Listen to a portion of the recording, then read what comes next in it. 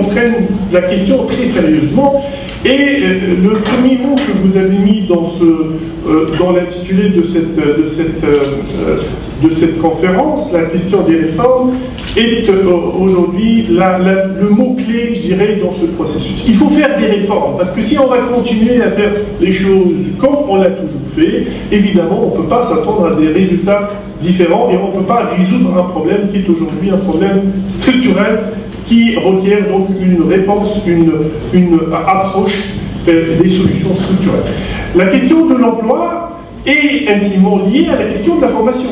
Évidemment, on le constate, c'est que l'un des problèmes majeurs qui aujourd'hui empêche les jeunes à accéder au marché de l'emploi, à trouver des opportunités sur le marché de l'emploi, à s'insérer plus facilement sur le marché de l'emploi, c'est l'obstacle de la formation. C'est que nous avons formé des gens qui ne peuvent pas, qui ne disposent pas des outils, des compétences, des connaissances, des techniques, du savoir-faire nécessaires pour s'intégrer sur le marché de l'emploi. Et c'est l'une des principales raisons qui font qu'aujourd'hui, ces gens-là sont empêchés. Il y a un gap entre eux et entre les entreprises, entre le secteur privé, entre le tissu industriel et économique. Comment faire en sorte que ce système de formation des ressources humaines puisse également fonctionner de manière cohérente, que tous les acteurs, tous les piliers puissent travailler ensemble en parfaite intelligence et dans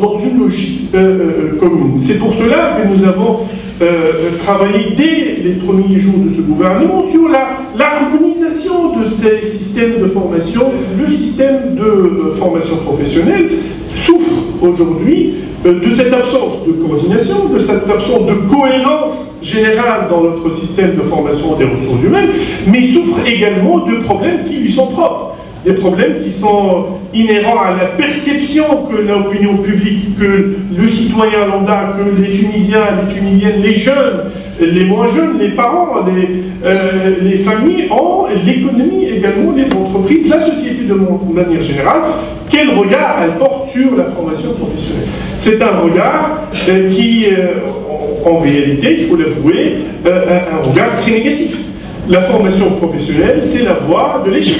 C'est pour ceux qui n'ont pas pu réussir dans le système classique de formation, dans le système éducatif, qui n'ont pas pu accéder à l'université, qui n'ont pas pu avoir des diplômes universitaires. Parce que pendant longtemps, la Tunisie, notre modèle de société, a fonctionné avec le diplôme comme un moyen d'accéder à un emploi, et un emploi bien rémunéré et bien vu dans la société. C'est l'ascenseur social qui fonctionnait en Tunisie grâce à l'éducation et surtout grâce à un niveau élevé d'éducation. Or, force est de constater qu'aujourd'hui, le problème, c'est que on l'observe de manière statistique, c'est que votre niveau, votre chance d'avoir un emploi aujourd'hui diminue avec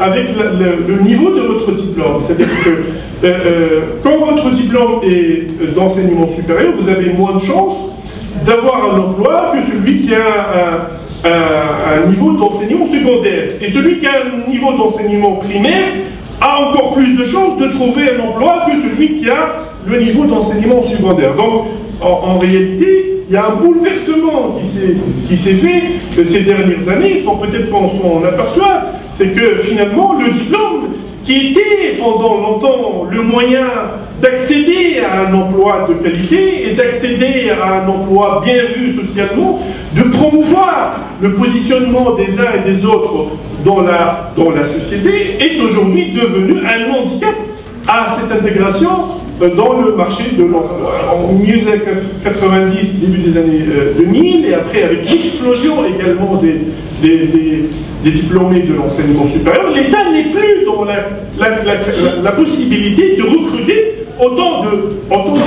autant de diplômés. Et aujourd'hui, on a une fonction publique qui est assez conséquente pour un pays comme la Tunisie, et on se rend compte que la fonction publique ne peut plus être la seule voie ou la voie principale de recrutement des jeunes et surtout des diplômés. C'est un constat amer, très difficile à accepter pour les jeunes, pour qui l'État reste l'employeur de choix. L'État doit être, par définition, dans la mentalité, dans la perception des uns et des autres, culturellement, c'est l'emploi sûr, c'est l'emploi de qualité, c'est l'emploi stable. Voilà, en Tunisie on dit mousmar fihit, c'est-à-dire clé dans le mur, une sorte de la stabilité qui va donner aux gens l'assurance qu'ils ont réussi.